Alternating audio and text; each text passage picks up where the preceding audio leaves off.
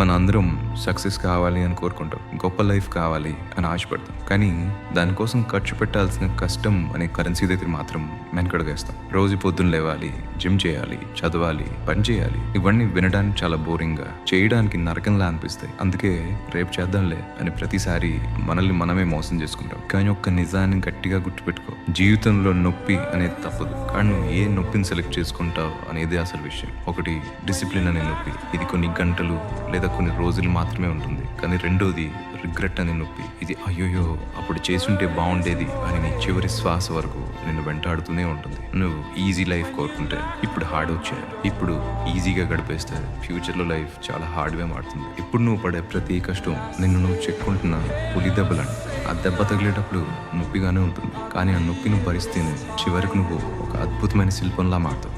So ఆ నొప్పిని ద్వేషించకు, దాన్ని ప్రేమించు. ఎందుకంటే అదే నిన్ను నిరాశ నుంచి గెలుపు వైపు నడిపించే అసలు దారి.